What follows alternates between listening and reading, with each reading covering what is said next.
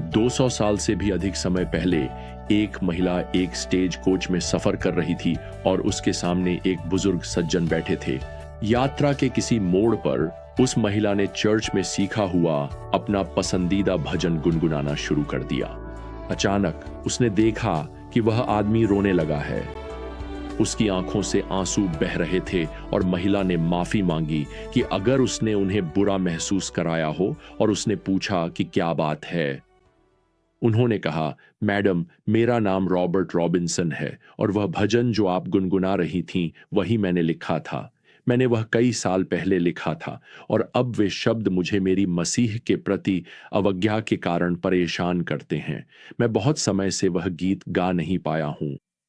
खैर, प्रभु ने उस मुलाकात का उपयोग रॉबर्ट रॉबिन्सन को फिर से प्रभु के साथ संगति में लाने के लिए किया और वह एक बार फिर से परमेश्वर की महिमा और स्तुति गा सके। इस भजन के कुछ बोल जो उन्होंने लिखे थे और जिन्हें हम आज भी गा रहे हैं इस प्रकार हैं। हे आशीर्वाद के स्रोत, आओ मेरे हृदय को अपनी कृपा गाने के लिए सुर में करो। दया की धाराएं जो कभी नहीं रुकती, वे सबसे ऊंची स्तुति के गीतों के लिए बुलाती हैं।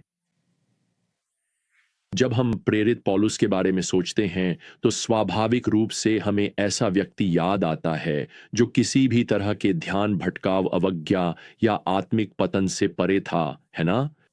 हम सोचेंगे कि वह एक ऐसा व्यक्ति था जिसने निष्ठापूर्वक लगातार प्रयास किया। वह कभी अपनी सेवकाई छोड़ने के बारे में नहीं सोचता। वह प्रभु के प्रति आज्ञाकारी था। मेरा मतलब है, हम उम्मीद करेंगे कि पौलुस अपने जीवन के हर दिन बिना किसी समस्या के सबसे ऊंची स्तुति के गीत गाए। ऐसा नहीं है। सच्चाई यह है, प्रियजनों, पौलुस अपनी कमजोरियों को जानता था और उसके जीवन में परमेश्वर की कृपा का कार्य होना आवश्यक है। पौलुस रोम की कलीसिया से यह प्रार्थना करने के लिए कहने वाला है ताकि वह मार्ग पर बना रहे और विश्वास योग्यता के साथ मसीह की सेवा करता रहे। तो जैसे ही हम फिर से अपनी बुद्धिमत्ता की यात्रा पर निकलते हैं और रोमियो 15 में लौटते हैं, अब हम पद 30 पर पहुंचते हैं जहां पौलुस यह प्रार्थना निवेदन लिखता है। हे भाइयों, मैं हमारे प्रभु यीशु मसीह और आत्मा के प्रेम के द्वारा तुमसे विनती करता हूं कि तुम मेरे लिए परमेश्वर से प्रार्थना करने में मेरे साथ मिलकर परिश्रम करो। प्रियजनों, मैं आपको बताना चाहता हूं कि यह प्रार्थना के लिए एक दृढ़ निवेदन है। वास्तव में यहां जो शब्द हैं, मैं तुमसे विनती करता हूं, उनका अनुवाद मैं तुमसे भीख मांगता हूं, मैं तुमसे आग्रह करता हूं भी किया जा सकता है। एक लेखक ने कहा कि पौलुस द्वारा प्रयुक्त यह शब्द प्रार्थना के लिए एक फ्लेयर, एक आपातकालीन संकेत भेजने जैसा है। पौलुस तो यहां तक आगे बढ़ जाता है जब वह लिखता है, मेरे लिए अपनी प्रार्थनाओं में मेरे साथ मिलकर परिश्रम करो। स्ट्राइव टुगेदर एक संयुक्त शब्द है जिसका अर्थ है सुनागोनिजोमाई। आप इसमें देख सकते हैं, आप इसे सुन सकते हैं, वह शब्द एगोनाइज। यही शब्द हमें एगोनाइज शब्द देता है। पौलुस प्रार्थना में उसके साथ पीड़ा सहने की, संघर्ष करने की बात कर रहा है। मैं आपको बताना चाहता हूं, यह कोई ऐसा प्रार्थना निवेदन नहीं है जो एक सप्ताह में एक बार प्रार्थना सभा तक सीमित हो। यह एक ऐसा निवेदन है जिसे दिन भर आपके दिल और दिमाग में रहना चाहिए। पौलुस यहां अपने प्रार्थना निवेदन में अस्पष्ट नहीं है। वह 31वीं आयत में शुरू करता है। यहां वह स्पष्ट हो जाता है। वह रोम के विश्वासियों को 3 अलग अलग प्रार्थना निवेदन देता है। उसका पहला प्रार्थना निवेदन सुरक्षा के लिए है। वह यहां 31वीं आयत में लिखता है, प्रार्थना करो कि मैं यहूदिया के अविश्वासियों से बचाया जाऊं। अब याद रखिए, पौलुस सार्वजनिक दुश्मन नंबर 1 था। वह यूं कहें तो इज़राइल का सबसे वांछित अपराधी था। तो जब पौलुस ने यरूशलेम की अपनी आगामी यात्रा की योजना बनाई तो उसने समझ लिया था कि वह खतरे की ओर बढ़ रहा है। साफ कहें तो वह तूफान के बीच में जा रहा है। तो पौलुस का पहला प्रार्थना निवेदन सुरक्षा के लिए है। आज सुरक्षा के लिए प्रार्थना करने में कुछ भी गलत नहीं है। अब पौलुस का दूसरा प्रार्थना निवेदन सेवा के लिए है। वह यहां 31वीं आयत में लिखता है कि मेरी यरूशलेम के लिए सेवा संतों को स्वीकार्य हो। याद रखें, कलीसिया में यहूदियों और अन्य जातियों के बीच संबंध अभी भी असहज था। यह अक्सर तीखी बहस और असहमति का कारण बनता था, और पौलुस के पास अविश्वासी यहूदी भी थे जो उसे मारना चाहते थे। उसके पास ऐसे विश्वास करने वाले यहूदी भी थे जो उसकी अन्य जातियों के बीच सेवा के कारण उससे नाराज थे। तो उस पर दोनों ओर से हमला हो रहा था। पौलुस को आशा है कि वह जो वित्तीय भेंट यरूशलेम की कलीसिया को देने जा रहा है, वह असहमति को दूर करने में मदद करेगी। यह कलीसिया में प्रेम और एकता के प्रति एक नई प्रतिबद्धता को प्रोत्साहित करेगी। यही कारण है कि वह रोम के मसीही विश्वासियों, संतों से प्रार्थना करने के लिए कह रहा है कि यरूशलेम के लिए उसकी सेवा विश्वासियों को स्वीकार्य हो। आप सोच सकते हैं कि क्या उसकी प्रार्थना का उत्तर मिला? हाँ, मिला। लूका ने इस घटना का वर्णन प्रेरितों के काम 21 में किया है, जहां वह 17वीं आयत में लिखता है, जब हम यरूशलेम पहुंचे तो भाइयों ने हमें खुशी से स्वीकार किया। और आप सोचते हैं अब तक सब ठीक है। लूका 19वीं आयत में लिखता है, उनका अभिवादन करने के बाद पौलुस ने उन बातों का वर्णन किया जो परमेश्वर ने अन्य जातियों के बीच उसकी सेवा के द्वारा की थीं। आप सोच रहे होंगे, पौलुस, तुम्हें वह हिस्सा छोड़ देना चाहिए था। नहीं, पौलुस जानता था कि यरूशलेम की कलीसिया को यह जानना जरूरी है। उन्हें परमेश्वर के अनुग्रह की समझ में बढ़ना था, जिसमें अब गैर यहूदी भी शामिल थे।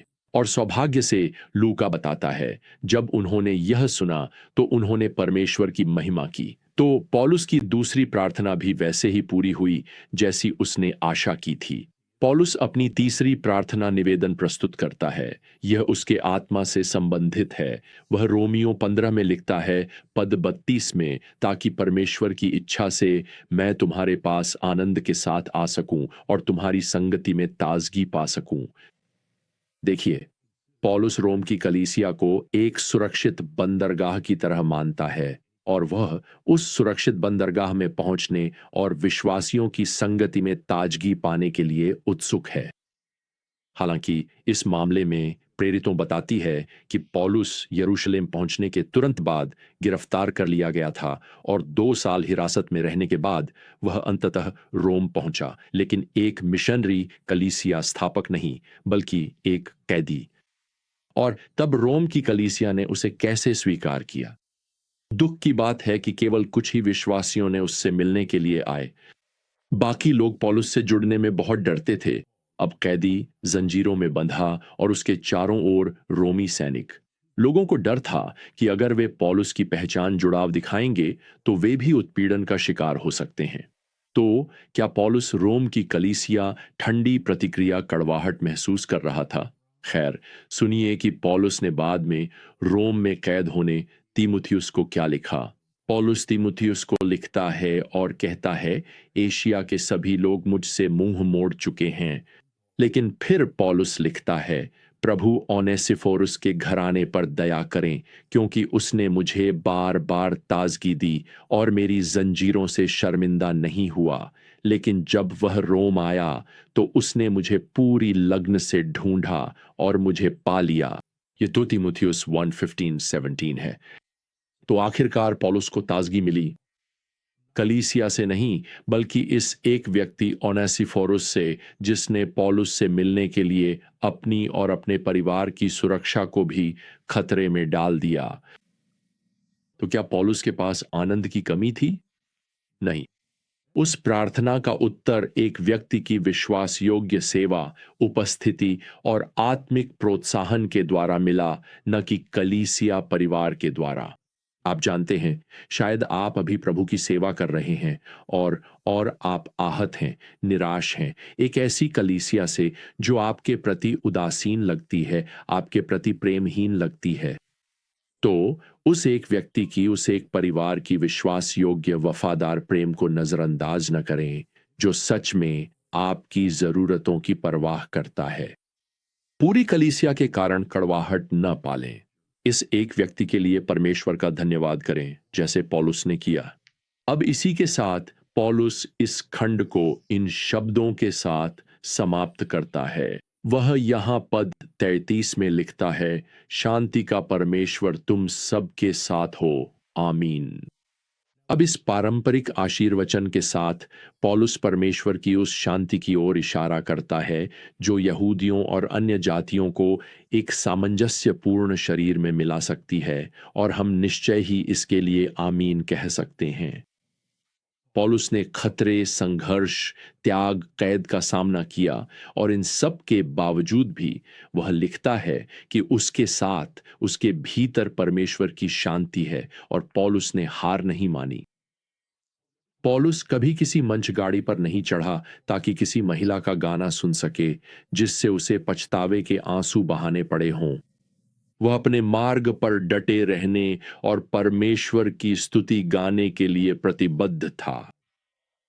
तो आज प्रियजनों, आइए हम अपनी निराश होने की प्रवृत्ति और प्रार्थना तथा शांति की आवश्यकता को स्वीकार करें कि मसीह की शांति हमारे हृदयों में राज्य करे। निस्संदेह पौलुस ने भी उस संघर्ष का सामना किया, और हम पढ़ते हैं कि उन दिनों में उसने उस संघर्ष में विजय पाई।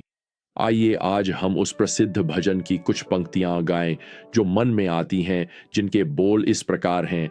भटकने की प्रवृत्ति है प्रभु, मैं इसे महसूस करता हूँ। उस परमेश्वर को छोड़ने की प्रवृत्ति है जिसे मैं प्रेम करता हूँ। यह रहा मेरा हृदय, हे प्रभु, इसे ले लो और सील कर दो। इसे अपने स्वर्गीय दरबार के लिए सील कर दो। तो जब तक हम फिर से यात्रा पर न निकलें, प्रियजनों, प्रभु यीशु मसीह का अनुग्रह, परमेश्वर का प्रेम और पवित्र आत्मा की संगति आप सभी के साथ बनी रहे।